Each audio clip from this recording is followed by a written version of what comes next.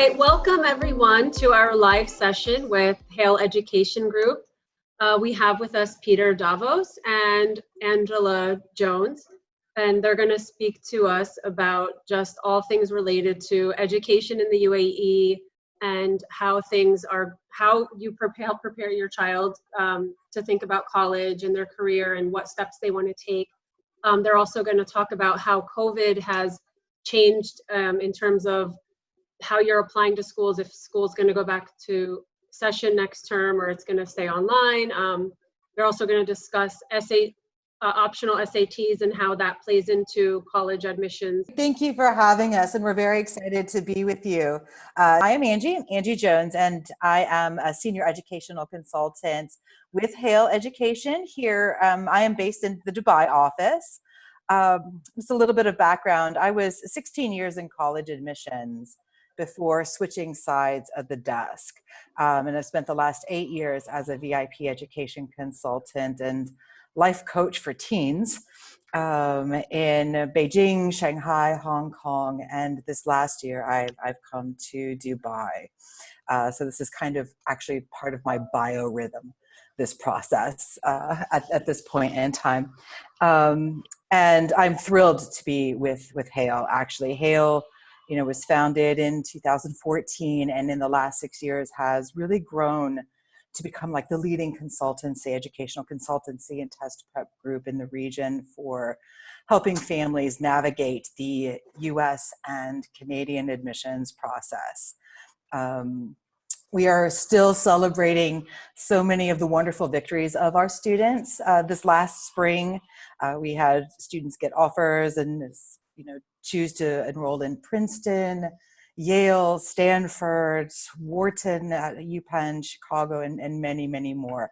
And so we are still thrilled with these acceptances of our students. And in addition to offers, we're really thrilled also that in the last 5 years, Hale students have received over 175 million dirhams worth of scholarship offers in this process. Wow, that's amazing.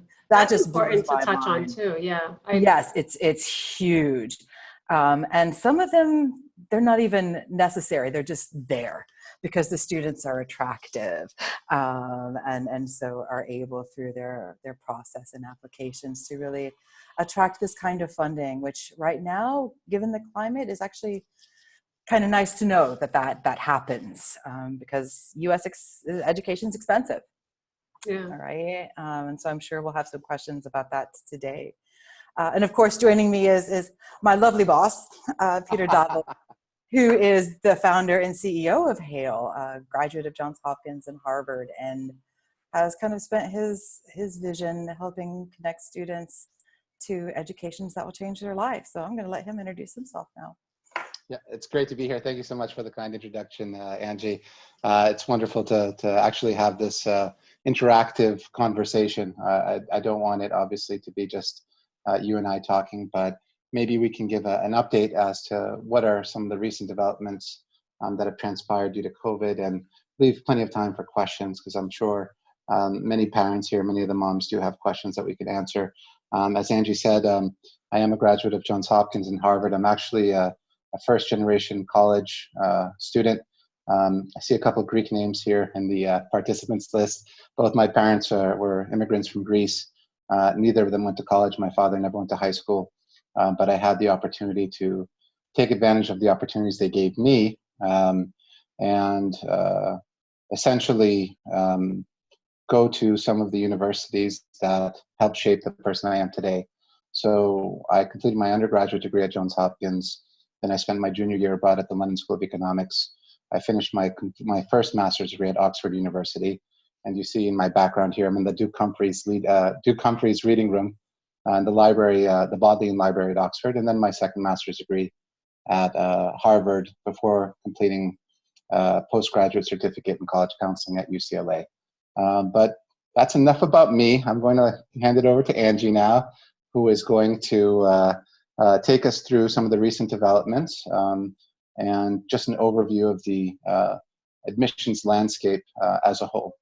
Yeah, some of the hot topics that a lot of parents are approaching us with center around the current situations involving testing, both the cancellations of their GCSEs or IB exams and how that's going to affect students, as well as the cancellations and rebooking of the SAT and ACT tests, which are, of course, for students applying to US universities, really important. We're also, like, hot in the news, are schools declaring themselves test optional, and families like, what does that actually mean? And how will that impact my students for the next few years? So those are some topics that we're seeing, and we'll be glad to get us warmed up with today. And another really burning topic for our parents is, how can we help our students continue developing their extracurricular profile from a couch, right? Or a backyard. And then there's also some really interesting news for the admissions landscape, like what's going to happen in the fall, what's going to happen in the winter, and those kinds of big questions.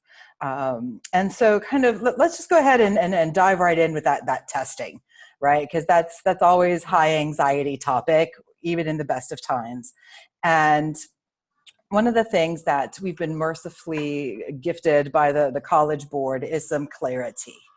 As far as when the SAT subject tests and when the main SAT exam will be offered in the fall. They have added an additional test date, so now that we have an August international test date, which was already planned to be the first time, so that was a mercy that was already there. September has been added as a date, and then there will be exam dates in October, November, and December. And this is excellent news for both students and parents with children in the 2021 class and 2022 class, for whom these exams are kind of important. It is important to know that the subject tests are only available in August and October, if I remember correctly, Peter. Yes, you're absolutely right. Yes.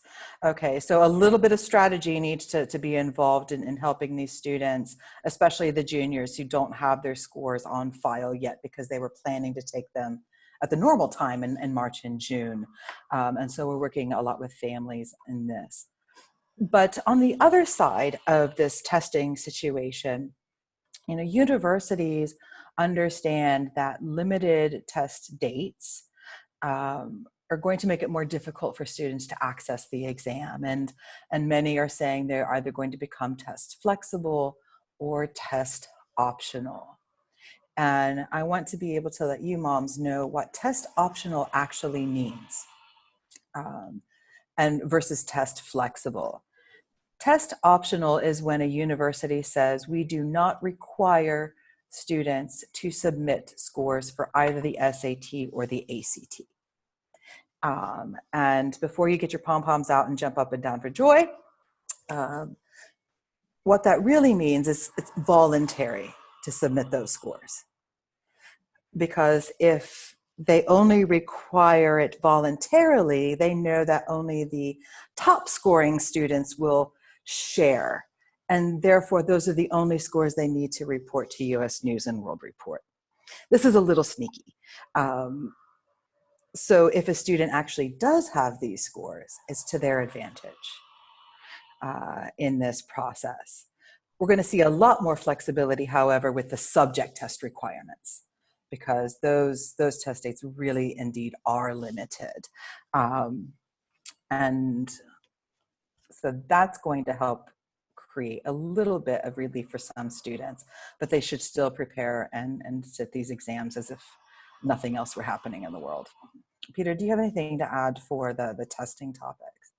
No, I think it's an opportunity for students to actually prepare more diligently over a longer time period and score higher on the exams. The SAT, as you said, will be held in August, the ACT in September. So it's a golden opportunity as far as I'm concerned. Some students are seeing this as an opportunity to not take the exams, but I think that's the wrong approach to take. And what the universities have done in making the admissions test optional for this upcoming year is ensure students that do not have access access to internet, access to a laptop if the exams are administered digitally, are not excluded from the process. But if you're a private school student sitting in Dubai and you have access to a laptop and an internet connection, you will be expected to take those exams. So I think that's very important to keep in mind. Can I just jump in quickly? Because I know some of the ladies in this particular group have younger children. What age group are you talking about for taking these tests? Are you talking about 12th grade or like the last year, or are you talking even before that? Yes, excellent question. It's mostly for the juniors, those who will graduate in 2021, US grade 11, for whom this is actually has become a high stakes testing situation. Because when in the spring they had this flexibility to test and try again, now it's kind of crammed toward the end when they're going to be praying for their mock exams at school as well as writing their denizens of college essays. So for those of you with parents who are juniors, feed them blue food, help them do breathing exercises, and get them like serious about their test prep, because we want them in, done, and over by the time things get real for them in October, because they're going to have their midterm exams and their final midterm papers and all of their application essay deadlines for their early schools coming due at the same time. We do not want them worried about the SAT. Let the sophomores take the October test, if possible. So we're also working with students who will be graduating in the class of 2022, because this would be the year in which they would normally sit these examinations for the first time in the fall, give it a shot, and leave the spring exams for their final exams going into the end of their year. So we're talking class of 2021, class of 22, grade 11, grade 10. Perfect. Thank you so much for clarifying. Yeah, there's a lot of layers to it. A lot of layers to it. And for the younger students, for grade, for the grade 9 and earlier students, the best test prep is reading. Reading and being conscious about the vocabulary that they're seeing in the books, and writing practice. So one of the topics that comes up a lot in our group is the difference in curriculum that your child is in. So IB, American, and British mainly are, I'd say, primarily what our members have their children enrolled in. How does that apply to each family in terms of how will that child be on the same level as other children, like going into university in the US, assuming that many of the those students have gone through the American curriculum? So can you talk a little bit about that? Oh yeah. Also too is we see on the same token people asking, like, is there a better school to attend? Like, if they're just moving here, like, should I be looking at IB versus American, or should I be looking at British curriculum versus IB or XYZ? So yes, there's actually two very different questions that you may not know are two different questions. One of them is the curricular question and how admissions officers look at these different types of curriculum. And then the other one is a school quality question, which has nothing to do with curriculum, but matters. And so we'll address the curricular question once, because it's a very hot topic here. It's a hot topic in China, right? Because in large cities like this that are quite cosmopolitan with a lot of expats, you have a lot of wonderful choices in the high schools that your students go to. And admissions officers really do look at students inside the high school in which they're coming from when they're looking at their academic qualifications. They don't compare them from one high school to another, because you can't. It's very different environments. But I will say that the British curriculum and the IB curriculum are both considered intensely college preparatory for a US landscape. Oddly enough, the US curriculum is probably the least strong of the three. And an admissions officer's point of view, but it's still good, it's still strong, right? Especially if students are taking advantage of the AP coursework and the AP examinations. Because APs IB higher levels, and UK A levels. All three are the equivalent of first year American college classes. They're incredibly rigorous and excellent preparation. So I wouldn't worry between American curriculum, IB curriculum, or UK curriculum, because they're going to prepare students exceptionally well for study in the United States. That said, American universities do have a soft spot for the students who go through the IB program, because the IB program has the holistic approach to the curriculum. AP is not a curriculum, it's a set of courses. UK curriculum is a curriculum, but it's very focused.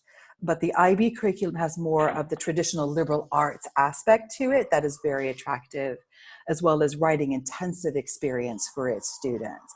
And so they have like a little special happy next to them, but it's not the kind where you should only focus on getting your student into an IB program. It's just like a little bonus. And UK curriculum has the EPQ and HPQ writing and independent research aspects that students can be involved in to really stretch their intellectual ability. And of course, American curriculum schools. So all three are valid, good, strong options. Don't worry about that. Okay, great, because that does come up a lot. Yeah, So it does. It really does. So then before you mention the quality of school, without being too controversial, how much weight should we be putting into the KHDA's rating of schools? I mean, I know that they go through quite a lot, and you can read, you know, everything that they write about them. Right. But does that really correspond to getting your child into college? You know, like how are colleges in the States going to know whether or not we're sending our kids to a good school? Are they going to look at the KHD ratings, or are they just going to be going by experience? How does that play in? Mm-hmm. That's another gorgeous question. Do you have something you want to add there, Peter? Yes, absolutely. I will just say on the previous question, just to put a little bit of an add-on to follow up with what you said. I think certain curriculums suit certain students better. I'm an American. I took APs in high school. I will definitely be sending my daughter to an IB school. She's also an American citizen because I agree with the philosophy. There is no more holistic preparation and a curriculum that is more consistent with a U.S. university education than the IB. But if you have a student, and we see this a lot, Angie, that is particularly strong in math and sciences, they may struggle with foreign languages, they may struggle with English language, literature, with humanities, social sciences. So if they go the British curriculum route, and they take 4 A levels, and typically they're going to take maths, further maths, physics, and chemistry. You know, our high achieving engineering students that come from the British curriculum, I think have a comparatively easier path to the top STEM programs, because they don't have to take any classes that they don't like, and they only have to take 4. So I would say try to think about what kind of student your son or daughter is, and then find the curriculum based on, you know, his, her strengths and weaknesses. Okay. The problem with the American curriculum that I see here is simply that the students that go to the American curriculum schools in the UAE are being compared to their peers that go to elite New England prep schools like the one that I went to in Massachusetts. And you can't compare in terms of the number of courses offered at the AP level, and also the scores, the average scores that those students are achieving that take those AP exams. So it's I think comparatively more difficult because the expectations are the same, but the truth is that the results are not comparable.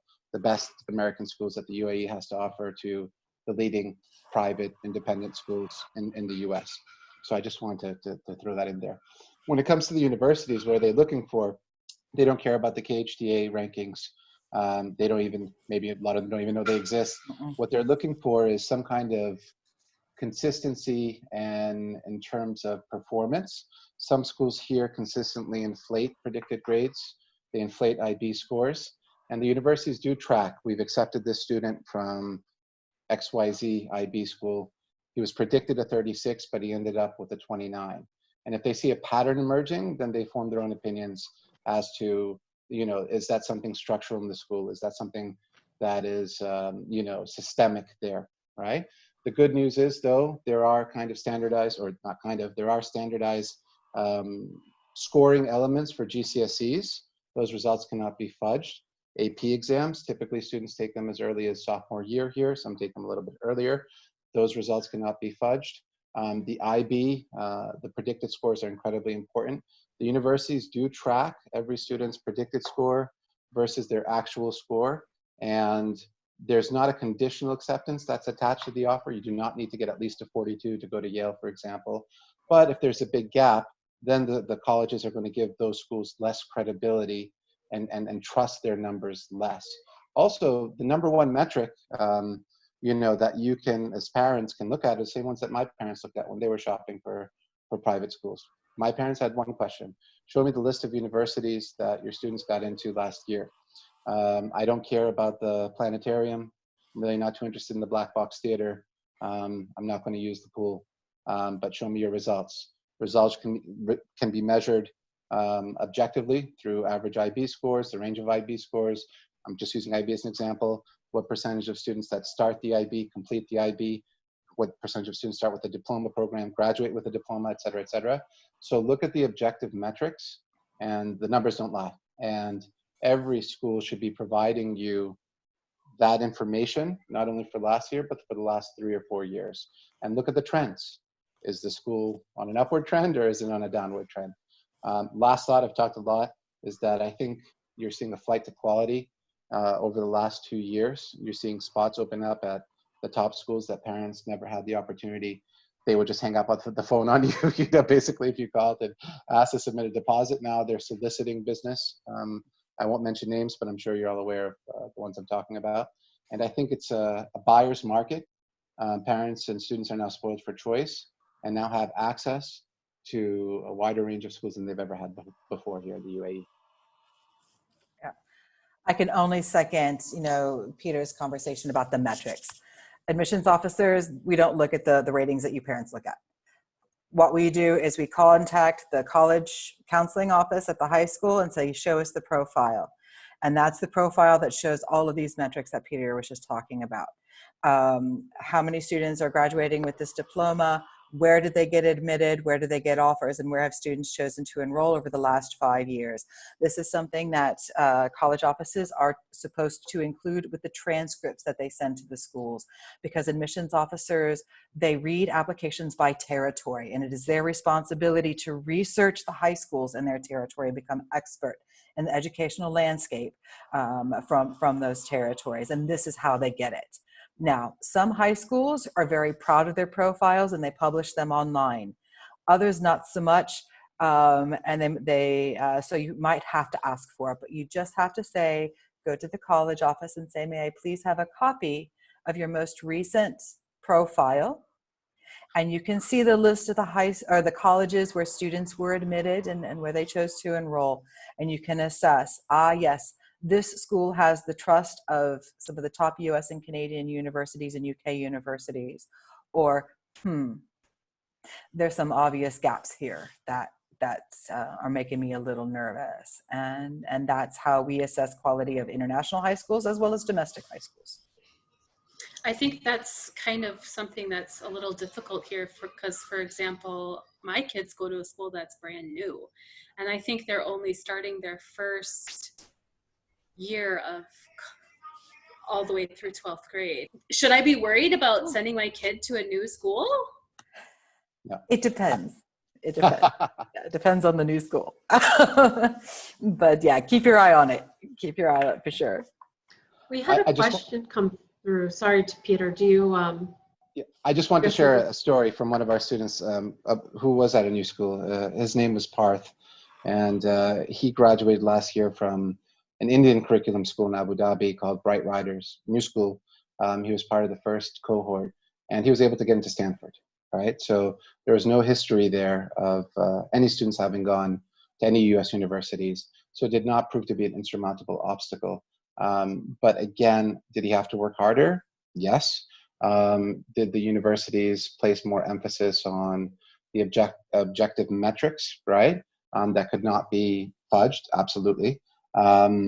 Would it have been easier for him had there been a student get in, to Stanford every year for the last 7 years, or a track record of students going up. But yes, but again, it's not something, if your student is happy, it's a healthy learning environment, they're investing in teacher training, the students have excellent qualifications, then no, there should be nothing standing in your way, particularly if they're younger.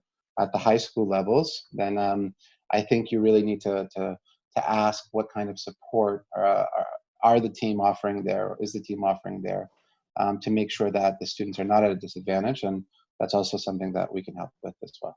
I was just going to ask from the side chat, I see somebody's asking, because we're talking about IB a little bit, why is it that parents whose kids went to IB warn from IB that it's not worth the trouble and stress? Her daughter, it looks like, is in an American school, only offers 4 AP, which she likes only 2 of. So she's forced to go take the IB.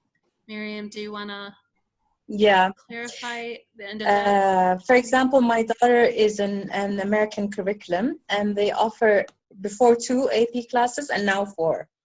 And her school offers American, and they offer the IB. But the American, it's basically, college, high school diploma. And they offer only 2 AP classes before, now 4. She likes only 2. Now, she doesn't want the IB, and we don't want her really to take the IB because, as I said in my chat, is that a lot of parents warn us of it, and they say that the children are under a lot of stress, and they it breaks them. So they're really stressed, and they reach in American college, being in an American school, but apparently they don't offer AP except 2. So in this case, do we really need to consider IB for her, because her chances of being accepted with just a high school diploma with 2 AP is not really? What do you think? It's very tough. Well, actually, as an admissions officer, I can tell you exactly. Yes, IB is incredibly stressful. Mm-hmm. The higher level courses are the equivalent of US university courses. They're not high school level courses. Students will get credit for that. It is incredibly stressful, which makes it one of the best preparations, because once they get to university, they're going to find it a lot easier than many of their other classmates, which is why they're so beloved. But it is a lot of work. It is incredibly stressful. And if a student is not taking the most demanding curriculum or the second most demanding curriculum available at their particular high school, it will hurt them. It will. But it's not going to shut out college. It's only going to shut out a certain type of college, right? Because the American higher education landscape is actually built for access. It's all of this hype that goes around the top 10 universities. That's just 10 schools, right? That have such selective rates anyway. She's going to graduate with a diploma. If you don't want the stress, that's okay, right? There are certainly wonderful options out there. But if you're looking at top 10 universities, it's a consideration. Exactly. Okay. Thank you so much. Thank you. I would just add there too, Angie, perfect. I was echoing your sentiments exactly, but I would just say, students at schools like that, they can take higher level courses, the ones they enjoyed in IB. They don't have to finish the complete diploma. So they can do a combination of AP courses and HL and SL courses from the IB. It's okay. No one should ever take the full diploma if they're not going to actually succeed and do well in it. And that's where it gets dangerous, when students are pushed into IB full diploma when they shouldn't be, right? Or even when students are pushed into APs when they shouldn't be. And then you're setting up the student to fail. There's no need for any student to take the full IB diploma or even AP courses. But if they're excelling, they're curious, it's subjects they enjoy, and they're going to do well, that's a big qualifier, then they should. But I'm a firm believer in a student has a certain level of, ability, of achievement. They can't be pushed beyond that level, because that will backfire and it'll be very counterproductive. So we have to be careful about that as well. Thank you so much. Thanks. So we have another question. How did the test results from the GCSE translate to American testing results? They don't. They don't translate. They are those who read international qualifications are versed in what we call credential evaluation. So they understand what a British curriculum does, what these scores mean. There is no direct translation. British curriculum is actually very similar to a U.S. curriculum as far as its scoring and grades are concerned. The results of the GCSE are considered the grades, the transcript that go for the first 2 years of a student's British curriculum experience. But there is no, this means a 4.0 in a US curriculum. There's no direct translation for that. It's a little bit more complicated. And so as somebody who's worked in admissions, if somebody wants to report those numbers, does it help them? Or does it not, should they not report them? I'm not sure how the college applications go these days. I mean, They do need to report the GCSE scores because those are the only official grades that students will have for the first 2 years of high school. The remaining 2 years are just predicted. And so they're the only solid performance verifiable for an admissions officer to read. So they are very important to submit. But when we talk about translating it into an American grade point scale or what a GPA, an average would be, universities don't usually do that. They just look at it inside of a British curriculum context because they've been trained to understand the British education system as they have the French or the IB or the German credentials as well. More questions coming in. So one of our members was asking, her daughter's a junior and she's taking SAT prep now. She wants to know, are the summer exams canceled? Yes, so the next SAT will be on August 29th. For the first time in history, the SAT will be offered every month, August through December. The SAT has made provisions to administer that test online directly or is making provisions to administer that test directly online to students at home if necessary. But yes, the June SAT has been canceled. Okay, thank you. Then Priya asks on the side as well. I don't know if she wants to ask, but I can start. The British curriculum has 13 years versus the American, which has 12. If a student is in a British curriculum but planning on studying in the US, do they need to do the 13th year, or what do they do to apply after year 12? It's concerned because if they take a gap year, will there be less spots in their university for children of the class of 2021? So she's a junior now. Does that make sense? Yes, two questions there that I see in the chat. Angie, do you want to tackle the first one about leaving after AS levels?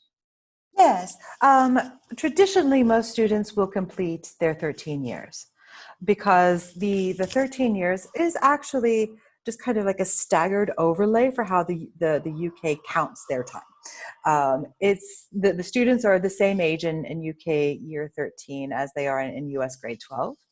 And they have similar experiences. And so most students will go through to complete those 13 years. And now that the British curriculum, at least in the UK version, and they don't have the A-level exams broken anymore into 2 years. You have to take the exam at the end of year 13 in order to get credit for that 2 years worth of work. So there's no longer that kind of flexibility in a British curriculum. And that's relatively new. I think the last couple of years, just last 2 years. And so more and more students are choosing to complete that year 13 because it is actually the same as US 12. It's just how they label it differently in their national systems, if that makes any sense. it's kind of like I'd have to draw a map, like and map what UK, your TUD looks like is the equivalent of US grade 9, for example, and we often mix it up when we're talking to our UK students as well. So we'll say grade 9, year 10. And hope that dispels any confusion sometimes when we're talking. But yeah, usually year 13 students will indeed do that. So there's 2 other questions. I think I'm going to jump to Miriam's question just because it sort of ties into what we're talking about, and then I'll get to Tahira's question. She's asking, to what extent did the SATs influence selection? She's heard that some universities are considering eliminating them. Is that the same as eliminating them in COVID? And they're not really, what is you guys explain that? Yeah, this is what we're talking about with test optional. So when they're considering eliminating them, they're not actually eliminating them, they're just making them optional. They still like to see them. Now, we will say that, in the code of ethics of the admissions world in US admissions, it is not okay for a university to base admission based on these test scores alone. That's not okay. But they do play a part. And they act as a triangulating piece of data, for example, between a student's grades and their high school performance and these verified third-party exams, the SAT. So they act as a triangulating piece of data. By themselves, they mean very little. Similarly, a student's grades, unless it's an IB or GCSE verified external exam, also mean very little without each other. So they help balance each other to say, yes, these things match. But when we're talking about the most selective universities, and by that, that's actually a definition. Most selective universities refers to any university that accepts less than 25% of its applicants, which is the bulk of the top 20 universities as ranked by US News and the United States. The SAT scores don't serve the purpose so much as answering, can this student succeed in my classroom? Do they have the potential to succeed? The SATs at that point the question is, can this student make me look good? Which is a different kind of question. And so the SAT influence at that stage is the student going to help me look good? Or are they a risk of making me look bad? And if so, what else do they have that could help minimize that? They're important. If you have them, if you have these great scores, it makes things so much easier. But scores can be forgiven. But yeah, so these scores definitely help. But if a student doesn't have them, there's more to the story. Like if I could show you, like in some of our workshops that we do with families, I can show you like the average, admitted score of a student for the ACT, for example, being, 33 for Reed College, high-powered liberal arts college, right? We just had a student admitted with a 25. This student wrote themselves in, right? But they also performed well in school, but they really got to write themselves in. But other schools are less forgiving. So it really can depend on the kind of university. But overall, for the student experience, fight for them. Fight for those scores because they make it a lot easier. So I was just going to add one more thing. Every Sure. single university in the US is transparent when it comes to publishing the scores of accepted students every single application cycle, both the average accepted score of students and the 25th to 75th percentile.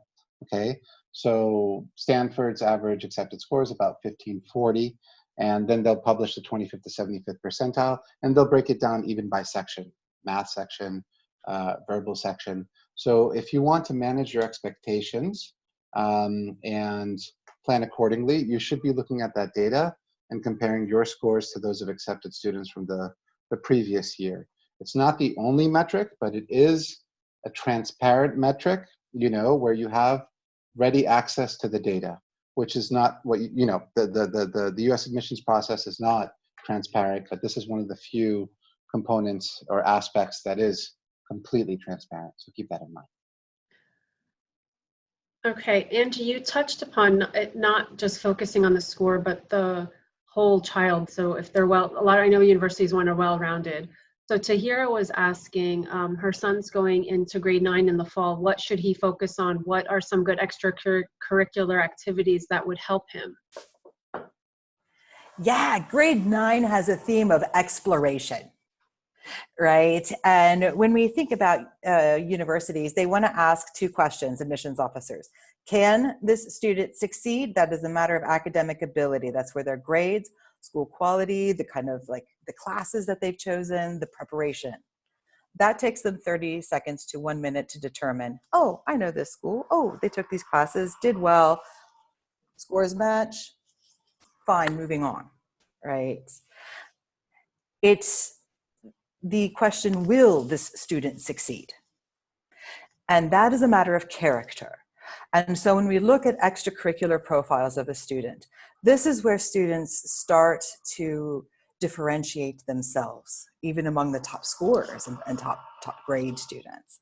And so for grade 9, this is the perfect place to begin the exploration, because we're wanting students to demonstrate over the years the ability to manage time and projects, the commitment, building of skill, curiosity. And as they move from grade 9 to 10, the theme of 10 is focus. 11 is commitment and leadership. And 12 is like, have they taken this far beyond their school at this point in time? Or are they continuing to share something that they love in an ever-growing sphere of influence? And so that's kind of what extracurriculars do. They help students take things that they love and put them into motion. And so there's a lot of information out there that say, here's a checklist. Students should be doing community service. They should be doing athletics. They should be doing things that are interesting to them, that will help them grow and feed their curiosity, right? And if they haven't had a chance to try sports or music or community service, grade 9 is the perfect time to try these things, right? To see if they like it or not. Because in 10, they will need to narrow down their choices to focus. So grade 9 is really kind of like the only fun year they get to have. Just purely fun year. And then after that, it's got a little bit more strategy to it. I have a question. Yeah. My daughter she's in grade 9 and she's really concerned because she says, how am I supposed to build on my resume and my extracurricular activities with the COVID? And there's nothing. She had, before the COVID, she had emailed a Noor not-profit and charities, and they emailed her back, but then she's like, I cannot do anything. So she feels frustrated now that not even in September, maybe she can pursue all of these developmental things. So she's really worried that it's going to affect her acceptance at universities, but because of this thing, she cannot do anything. That's a really, a lot of students, especially in the grade 9 and 10, and I work a lot with the younger students as something of a life coach. I have a grade 9 student who was in exactly the same situation and had the exact same question about 3 weeks ago. Because she was so looking forward to working with this nonprofit organization that she'd connected with, that we helped her connect with. And she was really looking forward to that experience over the summer. And then now, of course, that's kind of really up in the air and not possible. And so what she has chosen to do, which I applaud her for, she contacted them again and said, can I create an online class to teach them music, right? She offered to learn lesson planning and create like a little curriculum to work with these students to host online classes in her hobby as a way to engage with that particular group, because it was a little teaching, mentoring service experience. And so she found a creative workaround and they were very excited about that. And so that did work out for her. And so sometimes it just involves, what can I do for this? What can I build? We have other students who've discovered some online classes in their favorite hobbies, so they're learning that way in younger years. You know, they don't get to dive into a room and interact necessarily, but they can do so through some of these other skill building and workshops that are happening online. So we've definitely spent a lot of time working with our younger students, especially, and how can we keep their extracurricular health growing? Because, you know, that enriches their life. It's not I just know. something for Yeah. college. It adds so much to their life and I know. their experiences. And so finding creative workarounds for it has been what's keeping us as busy as if it were application season. Right, Peter? Absolutely. Yeah. Without question. And again, it's about finding Yeah. creative outlets Yeah. for your Yeah. interests, you know, digital Yes, outlets. So we have some students that are Yeah. pouring more time into enrolling in online classes that are offered through platforms like edX and Coursera that Yeah. are picking up a foreign language. We have a particularly dynamic student that has created a series of surveys and a website to track everybody's, all the students' mental state, you know, in terms of well-being, in terms of wellness. How are they dealing with COVID? What's working? What's not?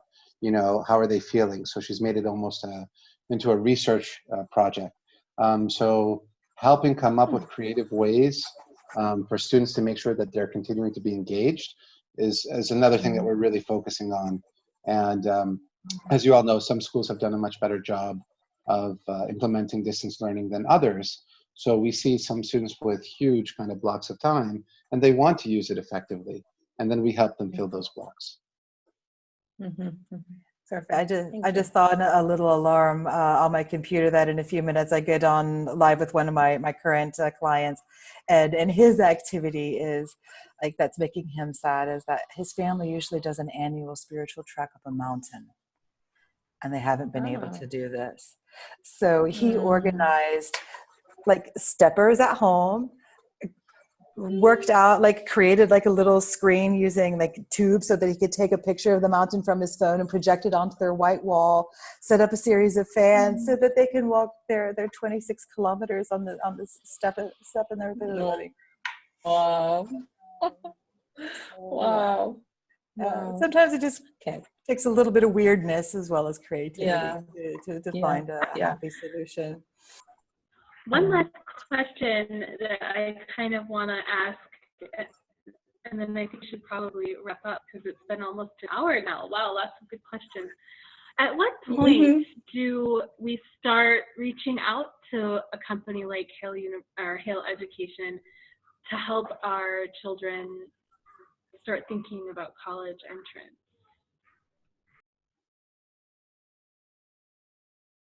Yeah, Peter, I'm going to let you answer that one because Now. usually that they get to say hi to you. I don't get to see them until after it's done, and then I just start giving stuff away. So I'm kind of kept as a second stage in that conversation. Thank you. I think it's important for parents and students to understand that, you know, universities in the States, they are assessing a candidate on all 4 years of, you know, her record, okay, inside the classroom, outside the classroom, summers, demonstrated leadership, academic opportunities that the student seeks out on their own. These are all very important, you know, kind of factors that go into making the decision. The earlier a family is informed and the earlier that we can provide that guidance, then the greater the impact, you know, that we can make, and the more effective we will be in preparing the student for admission. We are not university admissions consultants, we're mentors. So when a student comes to us in 9th grade, as Angie was saying, we're not talking about SAT scores. We're giving them, again, this is why the SAT is important. These are the scores for these grades, but we're not doing SAT prep at that point, right? We're helping the student find outlets for their interests. We're cultivating those interests. We're feeding that curiosity. We're getting them engaged and making sure that they're leading fulfilled lives that are rewarding for them.